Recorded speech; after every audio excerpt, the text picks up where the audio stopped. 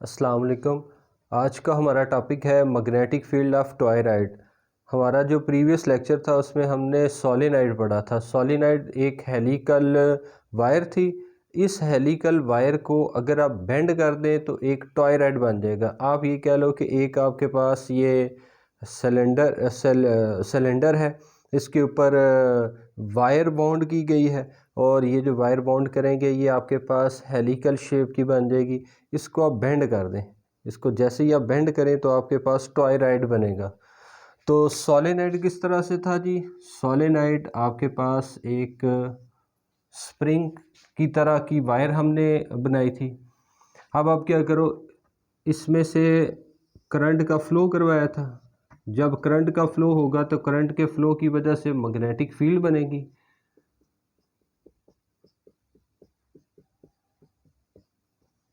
तो ये आपके पास मैग्नेटिक फील्ड सर्कुलर शेप में। अब आपने काम ये करना है, इसको बेंड कर देना। तो जब आप इसको बेंड करेंगे तो ये टॉयराइड बन जाएगा। तो टॉयराइड जो है ये किस तरह का होगा जी? एक आपके पास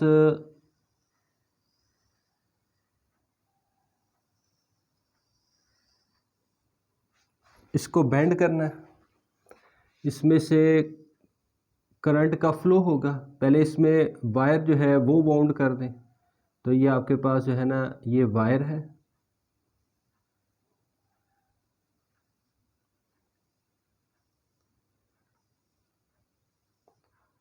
जब वायर बाउंड करेंगे इसमें से अब करंट का फ़्लो करवाना है।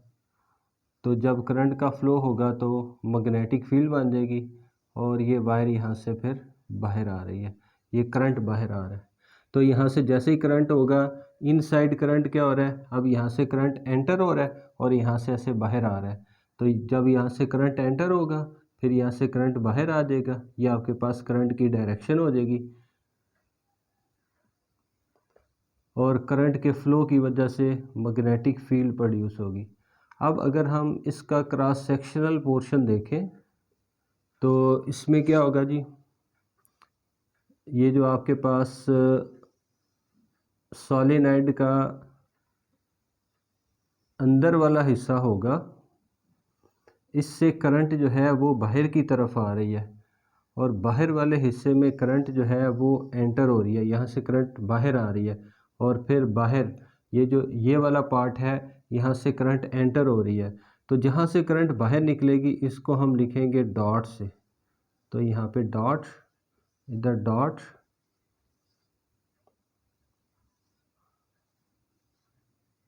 और जब सोलेनॉइड में करंट का फ़्लो हुआ था, करंट के फ़्लो की वजह से मैग्नेटिक फील्ड बनी थी। तो इसी को तो बेंड कर रहे हैं। तो जब हम इसको बेंड कर रहे हैं तो ये जो आपके पास मैग्नेटिक फील्ड है वो इसमें सर्कुलर शेप में जो है वो पास होना शुरू हो जाएगी। इसके आउटर पोर्शन में भी हम करंट बना लेते हैं जो कि इनवर्ड जा रही है। जहाँ से करंट बाहर आए उसको डॉट से, जहाँ से करंट एंटर हो उसको हम क्रॉस से शो करते हैं।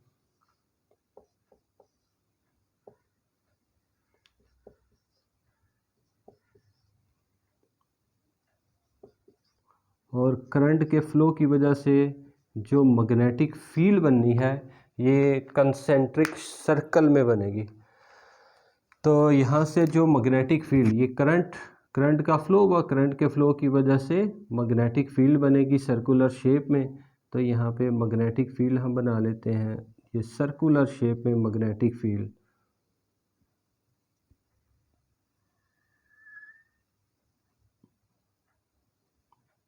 ये आपके पास बी फील्ड आ गई।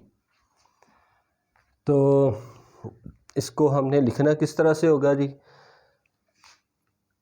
A toroid is formed when solenoid is bent until its two ends meet, forming the shape of donut or bracelet। तो जब आप इस सोलेनॉइड को बेंड कर देंगे तो ये शेप कैसे बन जाएगी? ये डोनट शेप जो है वो बन जाएगी। When current is passing through the toroid, टॉयराइड में जब करंट का फ्लो होगा, magnetic field is established in it, तो इसमें मैग्नेटिक फील्ड जो है वो बनेगी। In the form of concentric circles. तो सर्कुलर शेप में मैग्नेटिक फील्ड जो है वो बनेगी। मैग्नेटिक फील्ड को कैलकुलेट करने के लिए हम यूज़ करेंगे एम्पेयर्स लॉ। तो एम्पेयर्स लॉ जो है ये हम अप्लाई करने से पहले जो है वो बनाएंगे एक एम्पीरियन पाथ, एक एम्पीरियन लूप। तो लेट्स सपोज के अगर आप ये कह लो कि ये जो मैंने टॉयराइड बनाया है, इस टॉयराइड के आउटसाइड कोई पॉइंट है जिसके ऊपर हमने मैग्नेटिक फील्ड जो है वो कैलकुलेट करनी है। तो लेट्स सपोज के ये आपके पास कोई पॉइंट पी है।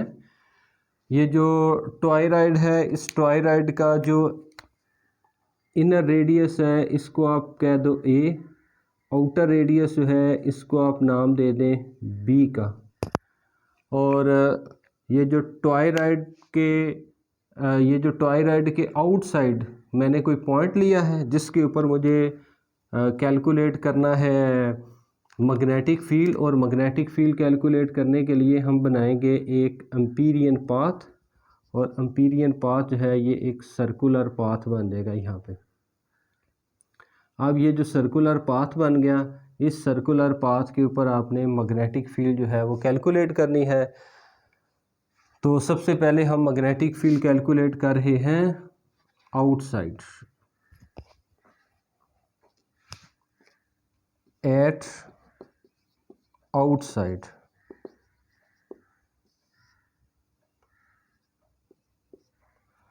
यूजिंग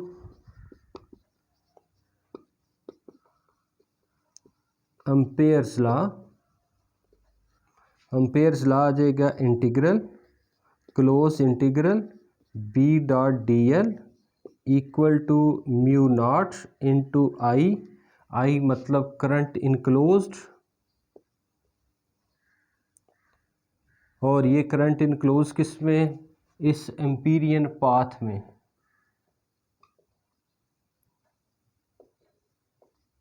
एम्पीरियन पाथ बोल दे या एम्पीरियन लूप बोल दे।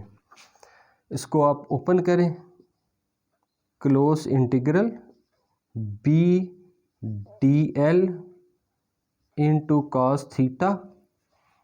अब ये जो मैग्नेटिक फील्ड है, ये जो इस पाथ में ये जो मैग्नेटिक फील्ड है, अब मैग्नेटिक फील्ड की जो डायरेक्शन है वो हम लेंगे वही होगी जो यहाँ से अब ना हम लेंगे करंट एलिमेंट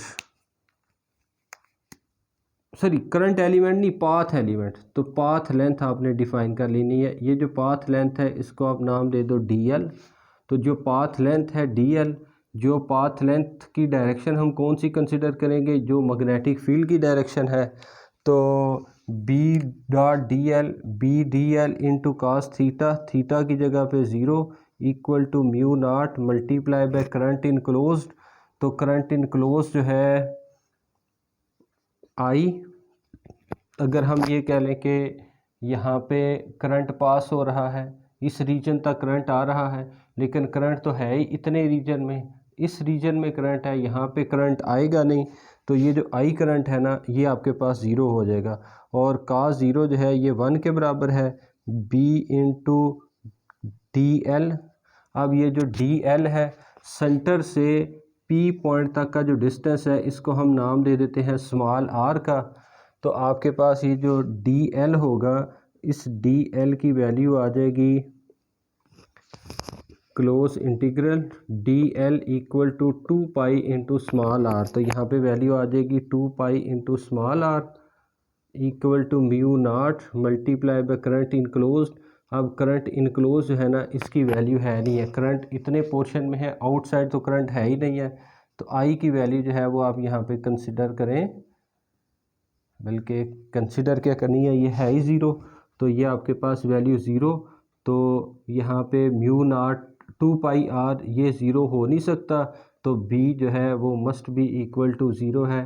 तो आउटसाइड मैग्नेटिक फील्ड जो है वो नहीं होगी। अब हम मैग्नेटिक फील्ड कैलकुलेट करेंगे इसके इनसाइड, ये टॉयराइड के इनसाइड जो है वो एक पॉइंट जो है वो कंसीडर करेंगे।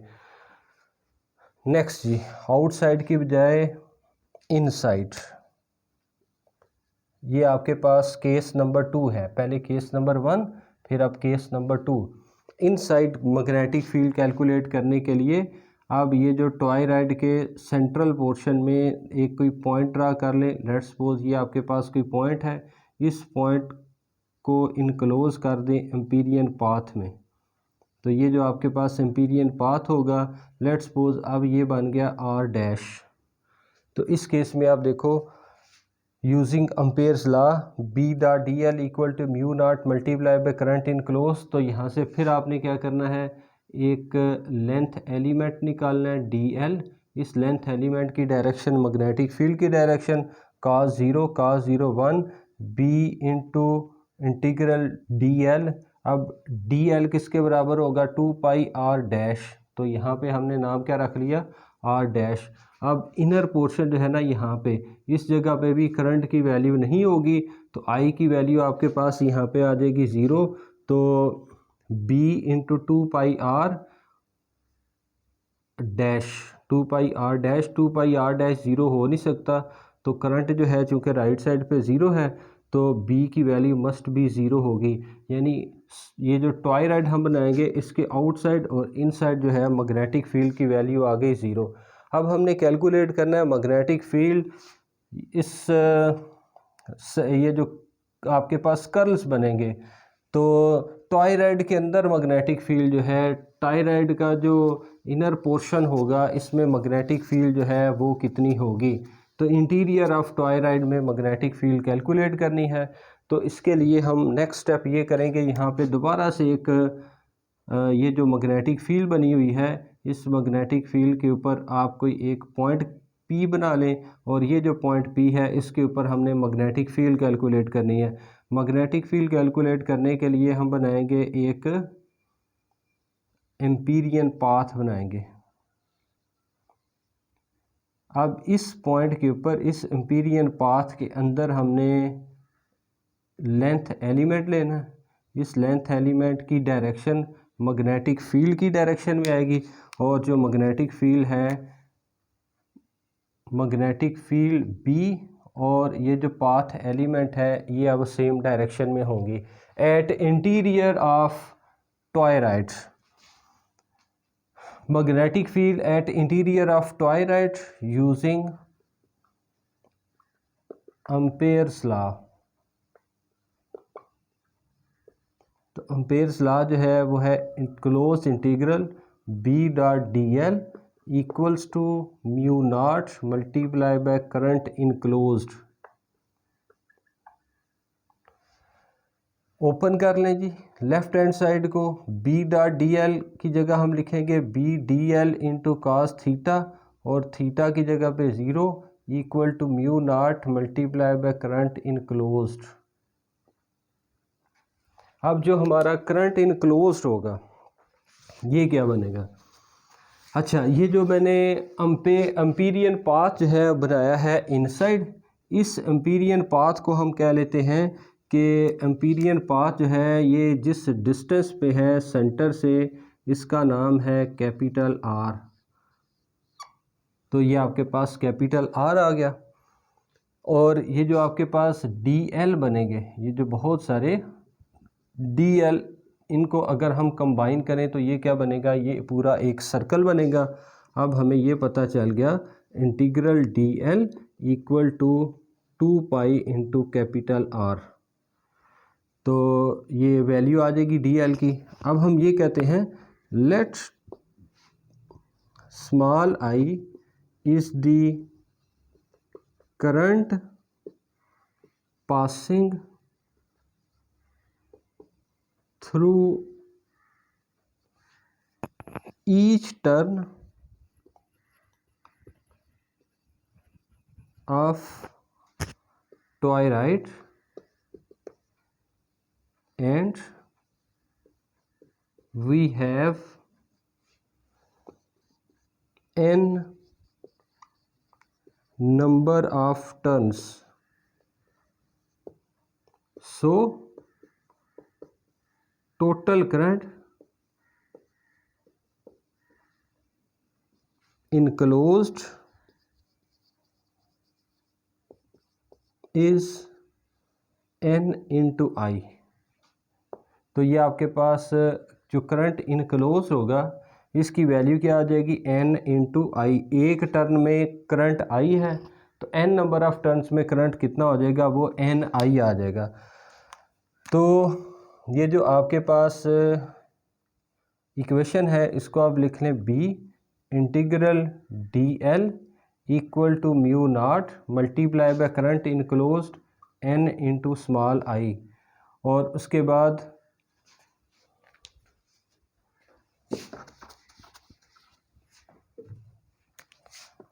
आप लिखें जी इंटीग्रल डीएल किसके बराबर आ जाएगा, 2 pi R B into 2 pi R equal to mu naught into N into I. तो करंट इनक्लोज की जगह पे N I, 2 pi R multiply, तो दूसरी साइड पे जाके divide, N divided by 2 pi into R into small I. तो n क्या है, number of turns, 2 pi R क्या होगा, लेंथ ऑफ सर्कल। तो n divided by 2 pi R जो कि length of circle, number of turns per unit length, इसको हम नाम दे देते हैं स्मॉल n। तो स्मॉल n क्या है, number of turns per unit length और number of turns per unit circumference. तो यहाँ पे आप वैल्यू पुट कर दें तो आपके पास जो आंसर बनेगा वो बन जाएगा b equals to mu naught into N into I which is the magnetic field of a toroid. तो सोलेनाइड में हमने यहाँ पे लिखा था n, स्मॉल n किसके बराबर था, n divided by length of solenoid. तो यहाँ पे अब लेंथ की जगह पे क्या आ जाएगा, सर्कमफ्रेंस। तो सर्कमफ्रेंस क्या है, लेंथ ऑफ सर्कल, तो 2 पाई आर आ जाएगा। Thank you.